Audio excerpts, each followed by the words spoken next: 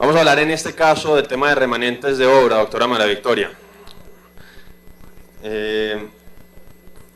Me parecía que era pertinente traer en la Comisión de Plan y sobre todo con miras a la discusión del Plan de Ordenamiento Territorial este año, este debate sobre remanentes de obra.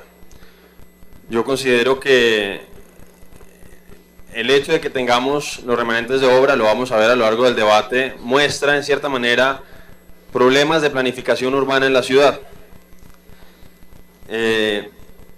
Me parece que es, insisto, pertinente a la luz de esa discusión del Plan de Ordenamiento Territorial y sobre todo porque en el Plan de Desarrollo que aprobamos el año pasado en este Consejo, pues se aprobaron una serie de obras de infraestructura, las troncales de Transmilenio, la eventual construcción del metro, que pues necesariamente tienen que tener en cuenta las experiencias del pasado para no repetir errores que ya se hayan cometido.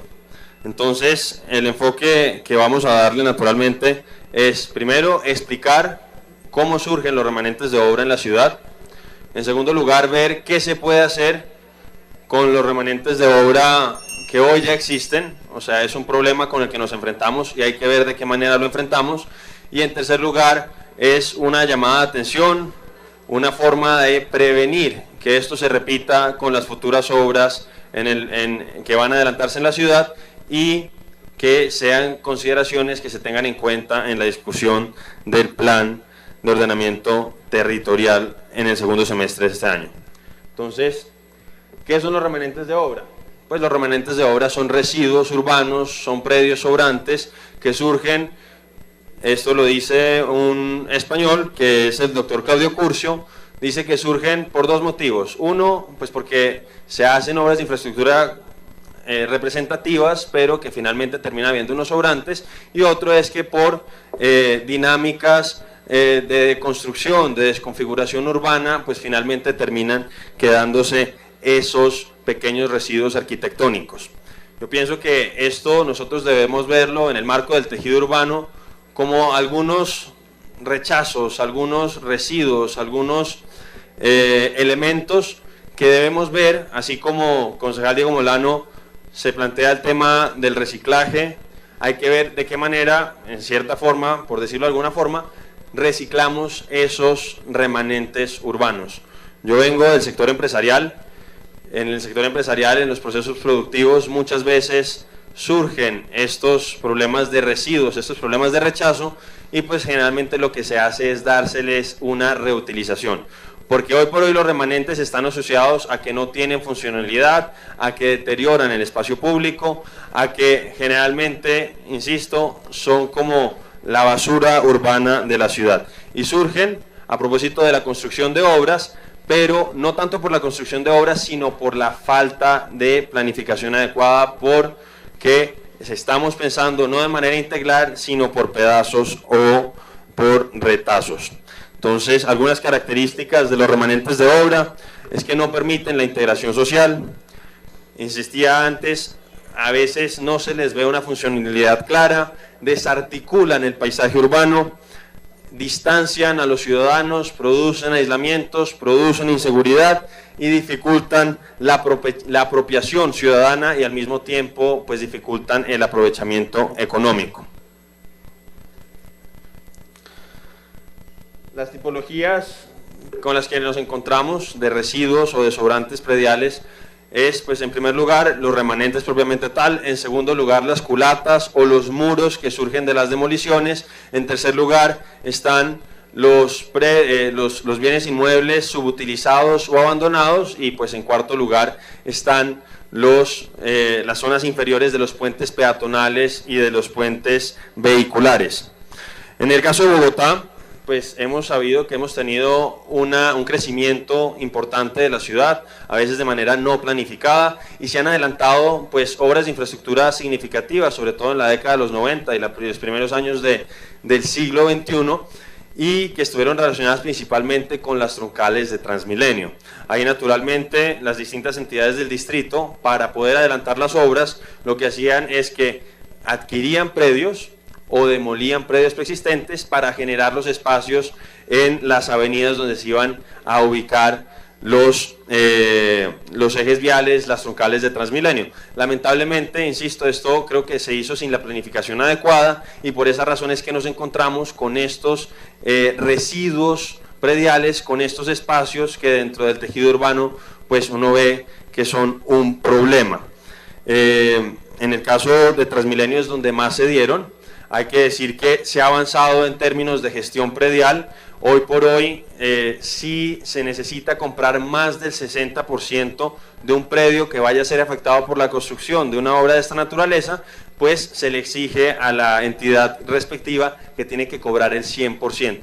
Antes pues podían comprar pues el 15% y así se iban pues comprando como una colcha de retazos los predios y pues naturalmente hoy vemos los resultados. Esperamos que hacia adelante y sobre todo, insisto, en el marco de la discusión del plan de ordenamiento territorial, pues esto pueda ser superado y se vean las obras de infraestructura de manera más integral y que se busque también su explotación económica y urbanística. En el caso de Bogotá, según el IDU, existen en este momento 502 remanentes de obras, de los cuales 394 se encuentran en manos del IDU, que uno pues pensaría que están haciendo o que han hecho estudios de evaluación económica, de potencial desarrollo, pero lamentablemente eso no es así, ya lo vamos a ver más adelante. 392, insisto, se encuentran en manos del IDU bajo la modalidad de contrato de administración y vigilancia, y hay 55 de ellos que se encuentran en comodato con integración social y con el DADEP. 53 de ellos pues en este momento están en un proceso de restitución que seguramente pues llegará nuevamente a manos del IDU. Como se darán cuenta, pues lo muestro acá en el mapa, pues sé que no es el más grande, pero las localidades que tienen más remanentes son las localidades de Barrios Unidos y de Teusaquillo. Y si se dan cuenta, ahí cuando uno ve Barrios Unidos, ve la intersección de la calle 80, que fue objeto de una troncal de Transmilenio, y de la Norte Quito Sur. Realmente el grueso de los remanentes en la ciudad, como decía anteriormente, están relacionados con la construcción de las troncales de Transmilenio en la ciudad. Decía antes que el responsable hoy por hoy es el IDU, pero creo que hay falta articulación con otras entidades del distrito, por ejemplo el DADEP, que a cuenta del decreto 456 de 2013 es el que está encargado de reglamentar la explotación del espacio público en la ciudad. A propósito de esto hay que decir que propiamente estos remanentes de obra no hacen parte del inventario del espacio público de la ciudad y pues por esa razón están en una situación de incertidumbre que posiblemente explique por qué razón no se está dándole un mejor uso.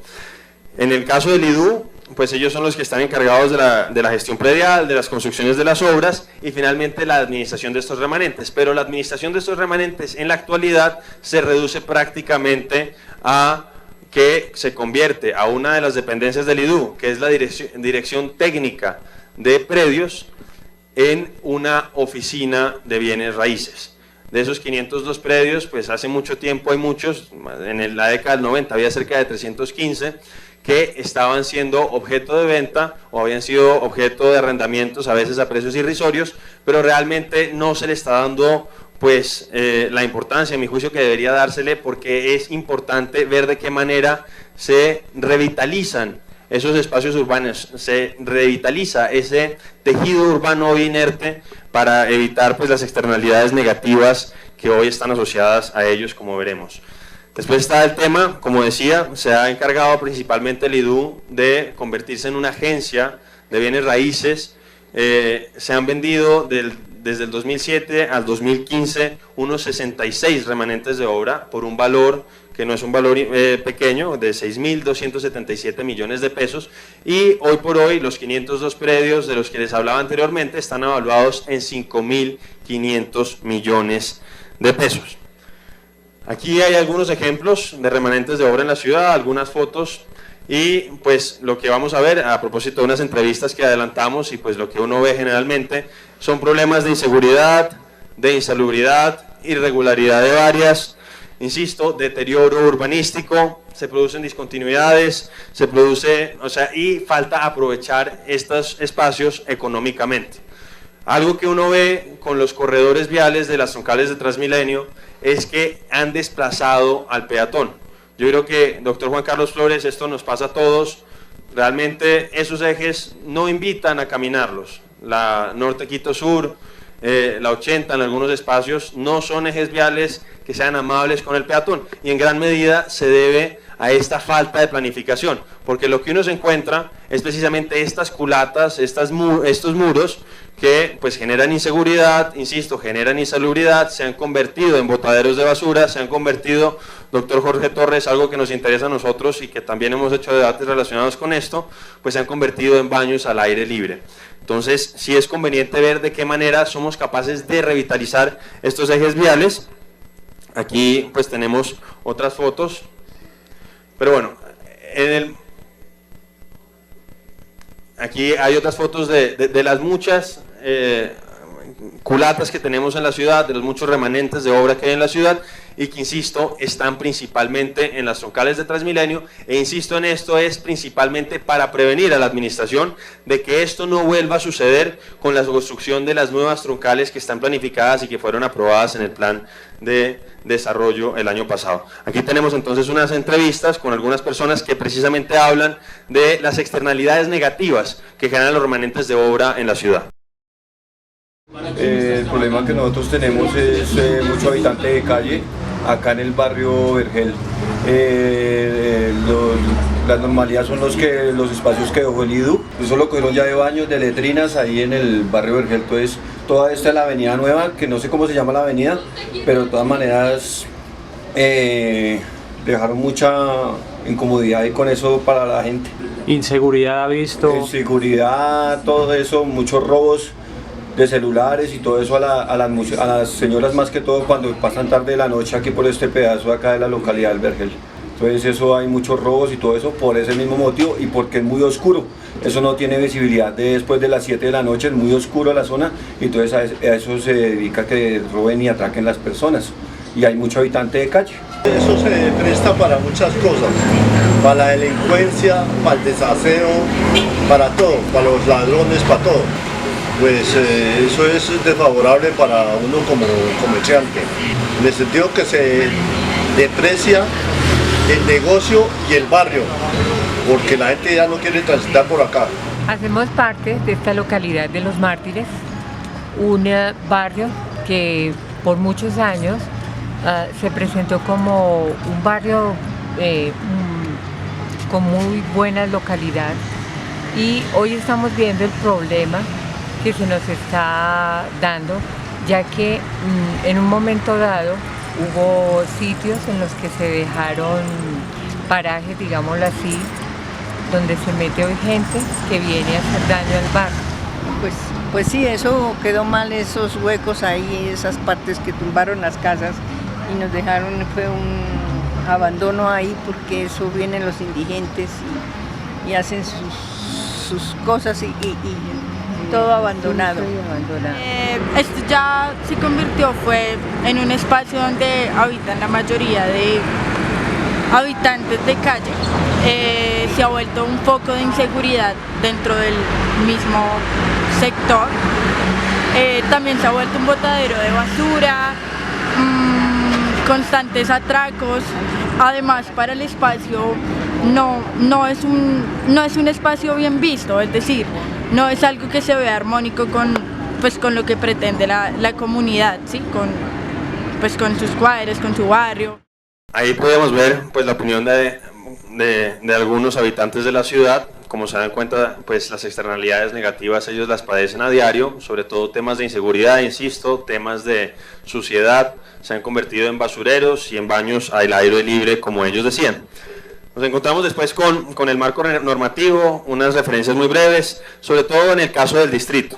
El decreto 190-2004 es el POT, el Plan de Ordenamiento Territorial, que hoy nos rige, a pesar del intento de la MEPOT, del señor alcalde Gustavo Petro en su momento. Está el decreto 456 al que hice antes alusión, que es el que reglamenta el el aprovechamiento económico del espacio público. A ese propósito, yo sé que en este momento no se encuentra la señora directora, pero hay un representante del DADEP, es pedirles a ellos y a los miembros de la Secretaría de Desarrollo Económico, señora secretaria, que reglamenten a la brevedad, esto lo vimos en el marco del mercado de las pulgas en Usaquén, que se pueda reglamentar a la brevedad desde la Secretaría de Desarrollo Económico los protocolos de utilización la utilización de parte del espacio público, la utilización remunerada del espacio público. En el caso del mercado de las pulgas de Usaquén, pues eso es una urgencia para que se le pueda dar viabilidad, y creo que ese sería un piloto interesante para el resto de la ciudad. Y después está el decreto 621, que me imagino que la administración pues va a hablar sobre él, que es el que pretende que haya la posibilidad de construir en alturas en los ejes viales de la 80 y de la Norte Quito Sur. Hay uno que también quisiera hablar, que no está ahí, que es un decreto reglamentario, que es el 159 también del 2004, que está relacionado con las UPZs, y que es el que define realmente cuándo se considera que un predio no tiene posibilidad de construcción. Y esto lo digo porque hay que ver de qué manera se flexibiliza las normas constructivas o se ve la posibilidad de flexibilizar y facilitar los englobes prediales, porque esa precisamente es una de las razones por las cuales hoy no se le está pudiendo dar un mejor uso a esos predios, y es que hoy por hoy se tiene que tener una profundidad de más de 6 metros, teniendo en cuenta los antejardines de ley, y un metraje de 60 metros cuadrados para que pueda ser construible un predio, pero pues sabemos que muchas de esas áreas, muchas de esas muelas, muchos de esos remanentes de obra, pues realmente no cumplen con esas características, y hay que ver de qué manera se puede facilitar su englobe, insisto. Entonces aquí hablaba precisamente de las dificultades, está el plan de ordenamiento territorial, que dificulta principalmente por los requerimientos de área, ya lo mencioné, dificulta el englobe de predios, y finalmente pues están los problemas de uso del suelo, que seguramente serán objeto de discusión en el próximo plan de ordenamiento territorial durante el segundo semestre. En el caso de los ejes viales, yo creo que hay que tratar de promover los usos mixtos, que en cierta forma van a garantizar pues con externalidades positivas el tema de la seguridad y la apropiación del espacio público. Después hay algunos ejemplos. Yo pues ya hicimos un debate en el semestre pasado relacionado con el tema de baños públicos, con cómo algunos de los puentes peatonales y los puentes vehiculares se han convertido de facto, ante el déficit que existe en este momento en la ciudad, en baños públicos, y pues vemos aquí algunas experiencias internacionales de cómo ha sido posible apropiarse de esas zonas inferiores de los puentes de los puentes vehiculares, que pues se han convertido, insisto, en baños públicos en la ciudad. Vemos cómo se están aprovechando comercialmente, cómo se han establecido locales comerciales debajo de los puentes, y también cómo hay pues espacios de recreación para niños en el caso de Ciudad de México. Yo pienso que eso deberíamos hacer con muchos de los puentes vehiculares que tenemos hoy en la ciudad, que hoy son fuente de inseguridad e insalubridad, y que se pueden convertir en unos espacios públicos para el aprovechamiento de todos. Pues yo sé que es un poco distinto, pero pues también responde al mismo concepto, que es ver cómo se recuperan espacios que por dinámicas urbanas pues se convirtieron en cierta forma en espacios residuales, y que finalmente se les pudo dar una mejor destinación. Es el caso del High Line en Nueva York, que se convirtió en un parque después de que había sido en su momento una línea de ferrocarril, dejó de utilizarse y pues se había convertido en un tugurio, se había desatendido, se había abandonado, y finalmente se convirtió hoy pues en un referente obligado de la ciudad de Nueva York, en un pasaje peatonal pues muy interesante. Y yo creo que al margen de que no tengamos esos espacios en este momento en Bogotá, sí debemos responder al mismo concepto y ver cómo recuperamos esos espacios hoy inertes. Lo mismo sucede con el caso del Tren Sants en Barcelona, es algo parecido a lo que sucedió con el High Line en Nueva York. Aquí también un pequeño video a propósito de una iniciativa que hay en este momento en Zaragoza, que se llama Esto no es un solar, donde precisamente la comunidad, de la mano de las autoridades, está tratando de rescatar todos estos tejidos urbanos inertes en la ciudad, participando, insisto, activamente la comunidad. Contemporary cities present a wide variety of unresolved issues, as shown by the many different abandoned plots of land that exist in the urban fabric. This situation has been taken advantage of by the inhabitants of Zaragoza as an opportunity to intervene directly in the city. The Esto no es un solar program of Zaragoza City Council commits to the recovery of public space as a backbone of today's cities, through the occupation of plots of land for transient public use. Esto no es un solar started off with temporary interventions in abandoned plots in the historical quarter of the city, of public and private ownership. Later, given their great success, they spread to the rest of the city. The program offers a quick answer to the needs of each neighborhood, analyzing the socio-economic conditions, amenities and green spaces that already exist, as well as the deficiencies of each area. Social cohesion is favored through citizen participation processes. At the same time, many different cultural and educational activities have been carried out that emphasize the value of the interventions, inviting citizens to experience these spaces. Work has always been carried out providing flexible, sustainable solutions which can be transformed in time, considering that one of the important aspects of a living city is its inhabitants' capacity to share experiences. Como se dan cuenta, en ese ejercicio pues la comunidad tuvo una participación muy relevante. Creo que en el caso de Bogotá deberíamos aprovechar esta oportunidad con los remanentes de obra pues para generar tejido social, pero como he dicho y he reiterado y hasta el cansancio, es el tema de la revitalización urbana. Hoy por hoy, insisto, eso es un problema, pero lo podemos convertir en una gran oportunidad. ¿Qué se ha hecho en Bogotá? Pues está el tema de la homogeneización de culatas, donde hoy por hoy pues se han convertido en espacios para que algunos artistas urbanos pues hagan uso de ellos de manera un poco más ordenada. Está el tema que adelantó la administración anterior, la administración de Gustavo Petro, que se llama el placemaking. De hecho pues trajo a un experto de Chicago para que adelantara algunos temas de placemaking y pues obviamente es una iniciativa loable, pero ahorita voy a denunciar algo que me parece preocupante sobre eso. Están los cercamientos, que pues ahí evitan ciertas apropiaciones indebidas, ciertos problemas de inseguridad, pero realmente no se les está dando ningún aprovechamiento. Y algo que inauguró esta administración, pero que se adelantó durante la administración anterior, que pues sí me parece que es una intervención más interesante, que es la que une el observatorio, pasando por encima de la 26, con el MoMA, con el MoMA, no, con el Mambo.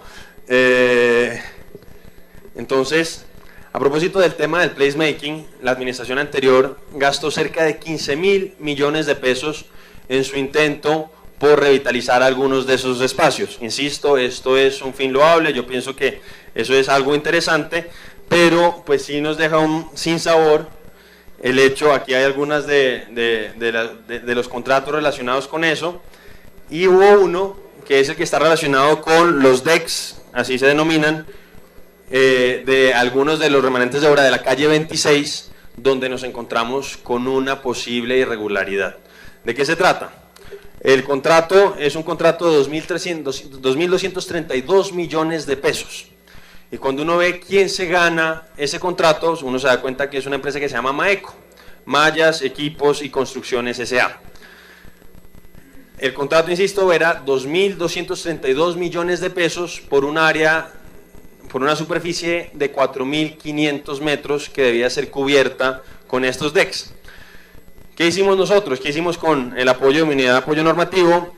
Es que preguntamos precisamente, hicimos una cotización y nos encontramos con que Maeco no producía los decks.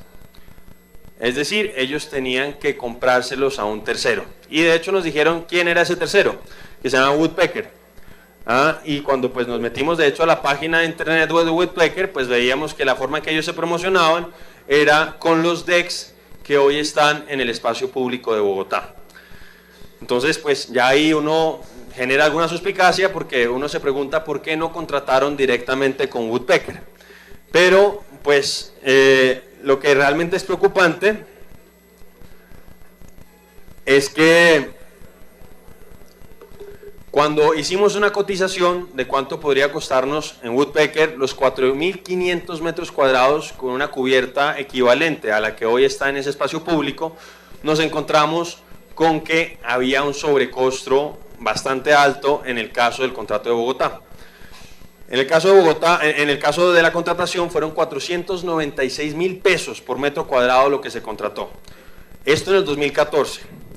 A 2017, es decir, tenemos que tener en cuenta el efecto inflacionario de los años que pasaron entre medio, nos encontramos con que la cotización que se nos hizo a nosotros era de 199.000 pesos. Es decir, un sobrecosto del 148%.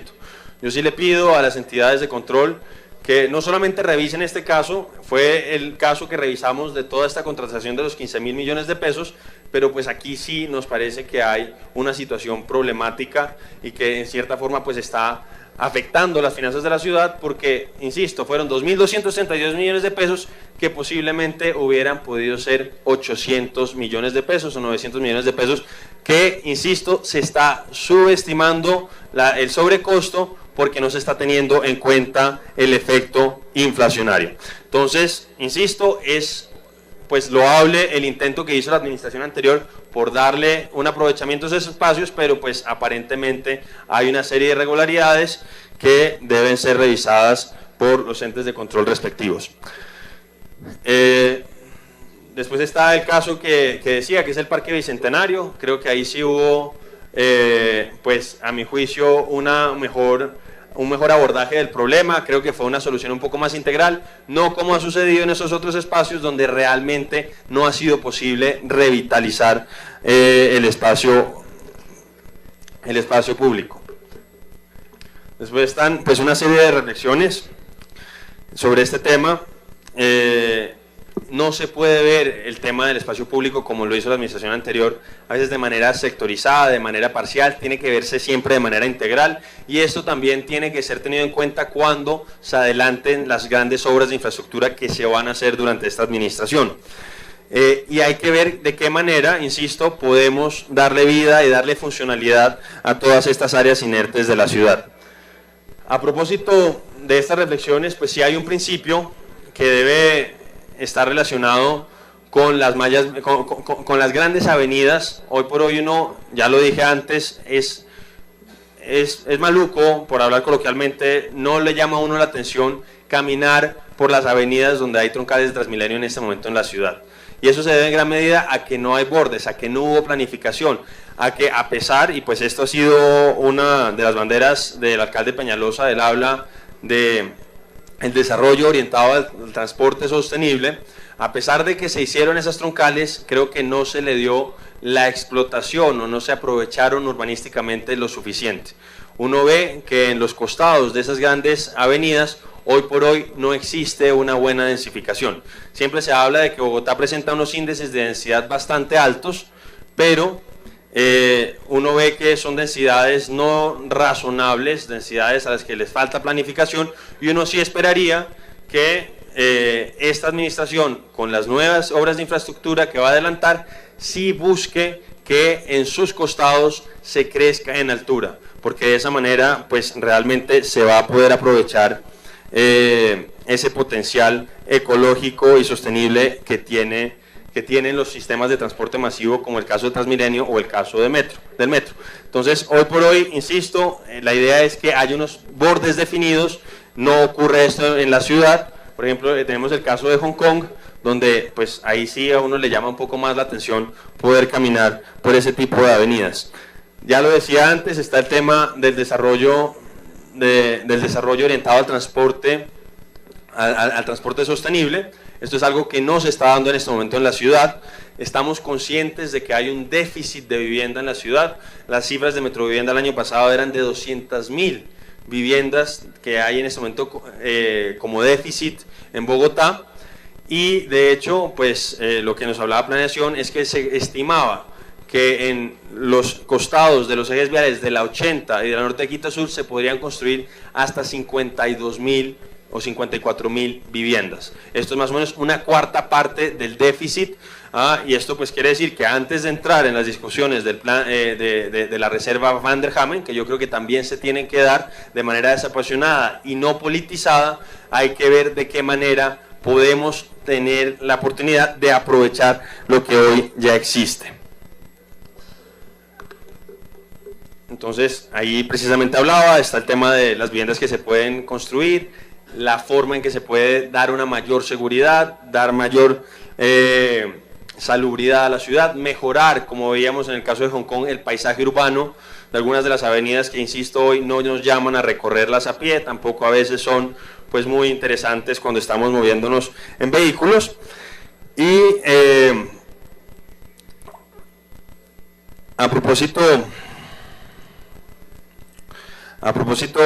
de eso, pues hay que recordar que Bogotá pues ha sido referente respecto a otras ciudades en temas, por ejemplo, de mobiliario urbano. Hay una cartilla de mobiliario urbano que adelantó la administración de Peñalosa anterior, no esta administración, sino la otra administración de Peñalosa, y que realmente hoy no está siendo tenida en cuenta, y pienso que eso en parte se debe a que las funciones hoy están repartidas entre el DADEP y el IDU, que, como dije anteriormente, pues se ha reducido en cierta forma a ser una agencia inmobiliaria. Entonces ahí se pueden hacer módulos de baños, se pueden hacer módulos de cicloparqueaderos, se pueden hacer kioscos, se pueden hacer cafés. Hay una oportunidad interesante y que yo creo que tenemos que ser lo más creativos posibles para ver de qué manera le damos un mejor aprovechamiento. Está en el tema de los biciparqueaderos, ahí por ejemplo esto que viendo el tema de los afiches publicitarios que esta administración en buena hora ha tratado de erradicar de la ciudad, pues en algunos casos o temporalmente pues haría ver de qué manera podríamos darle un potencial económico y podrían ser explotados publicitariamente por la administración. Esto pues hace parte del plan de desarrollo aprobado por la corporación el año pasado. Yo creo que es relevante, es importante de ver de qué manera podemos revitalizar el espacio público. Y finalmente, pues concluyendo, decir que Bogotá no puede seguir creciendo de manera no planificada. No podemos seguir creciendo como una colcha de retazos, porque precisamente se generan estas situaciones de deterioro urbano que hay que evitar.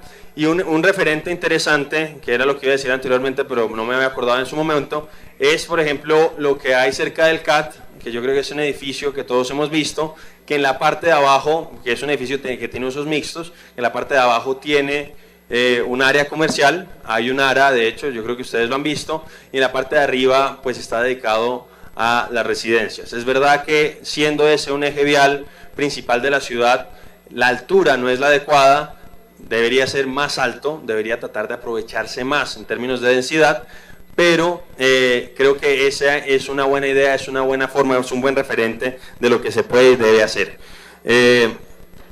Hay que, insisto, ver los grandes proyectos urbanísticos que se van a adelantar en la ciudad como una oportunidad, pero tienen que ser vistos de manera integral. No solamente se tiene que ver qué va a pasar con Transmilenio, sino lo que va a pasar a los alrededores de los ejes viales. Ya hablé de la necesidad de flexibilizar algunas normas, sobre todo relacionadas con el plan de ordenamiento territorial, que faciliten el englobe de predios, lo que va a permitir un mejor aprovechamiento de esos espacios hoy inertes. Esto también sirve, insisto, como una forma de prevenir lo que pueda pasar hacia adelante. Esta administración es muy ambiciosa en las obras de infraestructura que quiere adelantar y es necesario que aprenda de los errores del pasado, es necesario que no repitamos lo que se hizo mal en el pasado, es necesario que se planifique de mejor manera.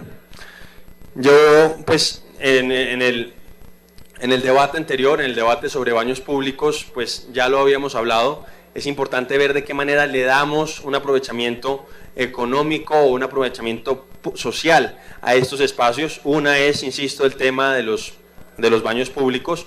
Muchos de los remanentes de obra, doctor Marco Fidel, yo sé que usted ha abanderado eso aquí en el Consejo de Bogotá, están en las inmediaciones de las troncales de Transmilenio, de las estaciones de Transmilenio, y ahí yo creo que sería posible localizar algunos baños públicos están cerca de los servicios, hoy por hoy pues obviamente no tienen servicios públicos, pero sí sería una forma de resolver el problema de déficit que existe en el sistema integrado de transporte público con los baños públicos y darle una mejor funcionalidad, darle una mejor utilidad y un mejor destino a estos remanentes de obra. Está el tema, insisto, de ver cómo somos capaces de buscar un desarrollo orientado al transporte sostenible. Señora secretaria, usted ha visto que pues, para la administración ha sido un tema la recuperación del espacio público. Está el tema de los vendedores ambulantes, donde hay que ver de qué manera podemos ofrecerles a ellos mejores formas de formalizarse, y en algunos casos, sobre todo cuando ellos se ubican cerca de los portales de Transmilenio, cerca de las estaciones, pues habría que ver de qué manera somos capaces de ubicarlos allá de manera más formal, porque la demanda de servicios está, la demanda de bienes está, solamente hace falta que se formalice, y con eso pues le damos una oportunidad laboral a ellos, una oportunidad de formalizarse, pero al mismo tiempo recuperamos el espacio público. Y finalmente está el tema de la cartilla de la que hablaba. Yo creo que Bogotá es un referente a nivel nacional, ha ocurrido en el pasado, y entonces hay que ver de qué manera somos capaces de aprovechar estos espacios y darle ejemplo a las demás ciudades del territorio nacional.